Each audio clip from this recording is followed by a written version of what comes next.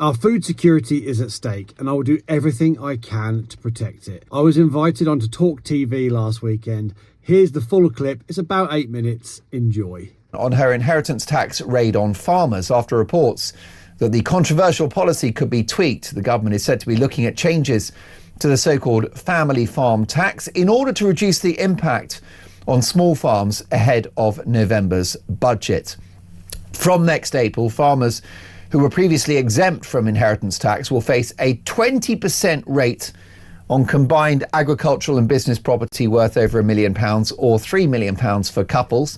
But the Conservatives, who have pledged to reverse the changes if they win the election, warned the proposals should be abandoned altogether. Well, let's get reaction now from a leading working farmer, Ben Aveling. Good morning, Ben. Thank you and welcome to Talk Breakfast. Hi, Mark. It's a pleasure to be called a leading working farmer. You made my day. You are. You're tending to the fields. You're putting food on our plates, and I salute you for that. You're in the tractor at the moment, are you? So I'm in my recording studio / ATV. Okay, there you go. Listen, first of all, what's happening on the farm this morning? Tell me about your day. Okay, so first and foremost, I've got up, I fed the pigs, I fed the goats, I fed the lambs, I fed the cattle, we fed the chickens, we fed the turkeys, and now. Well, that's it. You've had a very busy one. How are the pigs doing? Yeah, they're noisy, so I wanted to get them fed before I came on air. I'm sure they are. Listen, you do a great job. First of all, what do you make about the idea of a tweak to the inheritance tax policy? Would that be satisfactory to you? Yeah, so I spoke to your producer the other day about this, and actually since speaking to your producer, there has been some movement on this story. There was a rumour of a tweak, and even Labour backbenchers, which I spoke to on the BBC this week on Politics Live, were even in my camp saying, yes, we've been lobbying on the backbenches.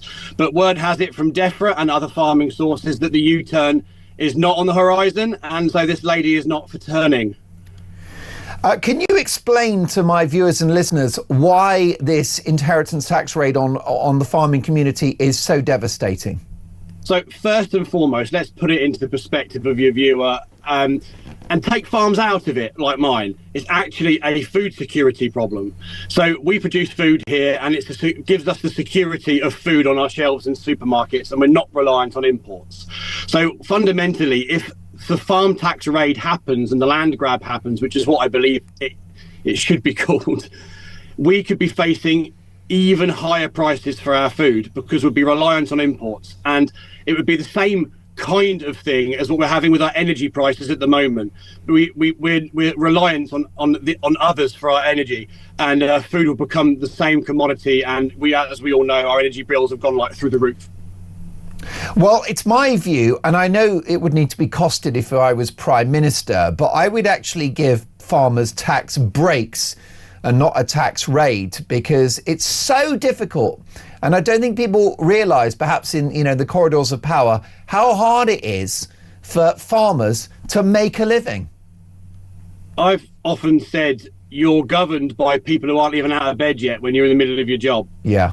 And the idea that you're ruled by all of these regulations is one thing, and farmers have put up with that for decades. We've worked with the government for the subsidies, countryside stewardship, and the SFIs and things like that, which are sustainable incentives. And I think the word subsidy is bandied around too often, and people don't realise it's actually given by the government for farms to do a job in exchange for the cash to subsidise the public's food. So I think a little knowledge is dangerous in some cases, and actually my job is to try and get the word of farming out there in general and try and get people to understand exactly what's going on, because it is a very niche industry, and so my job is to be the voice of it. And I think people don't realise how sensitive farmers are to the climate, to changing weather, and to infectious diseases, and to inflation, and wars, thousands of miles away, energy costs. There are so many issues that it seems that policymakers do not factor in for the daily life of a farmer. And I've just got to say to you, Ben, I salute what you do.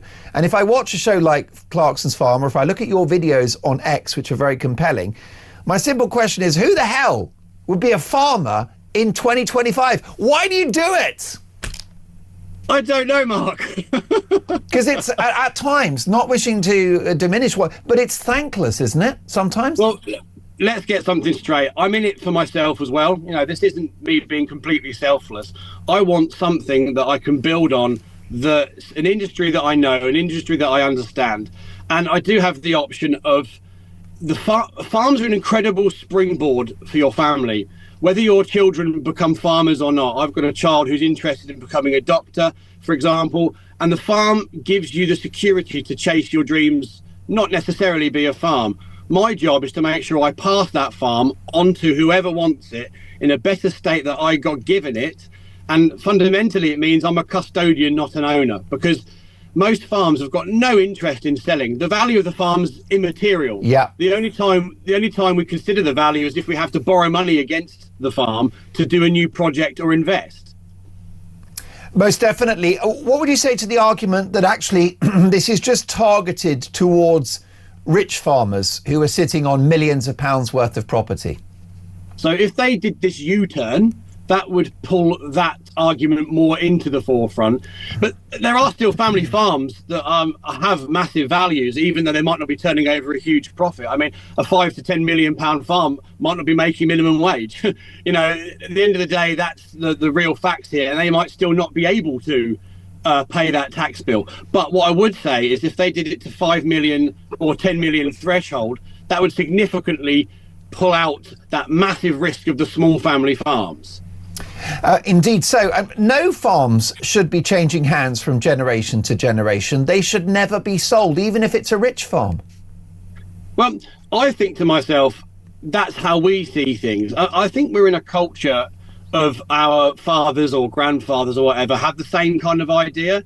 So when you're quote unquote given the farm, you're never necessarily given it because you're still working it with your family.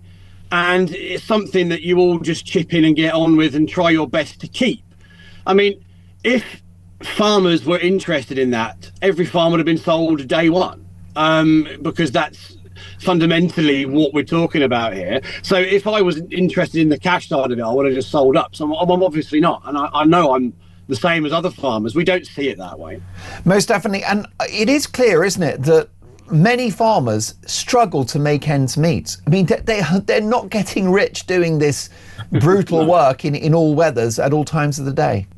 No, so whenever anyone sees what they think is a rich farmer, if they are rich, it's usually a stroke of luck, like they've managed to sell a little parcel of building land or something somewhere that doesn't affect their farm. I guarantee all of these rich farmers still have a hand in farming because it's their love, their life, their passion. Most farmers aren't rich. They're doing it for the love and they're doing it for their family. And they want to do something and give back something to society in a way that we feel we can. And I really enjoy doing something unique and that people want me to take pride in. And to be honest with you, there's a lot of noise around it, but there's a lot of positive noise, especially like on my YouTube channel. People are going mad for it and they're really behind British farms. Well, as far as I'm concerned, you're a thinking man's Jeremy Clarkson. You're a thinking man's Caleb. Ben, check out Ben's brilliant YouTube channel. It is Radmore Farm. Check it out. Entertaining and informative, just like this show.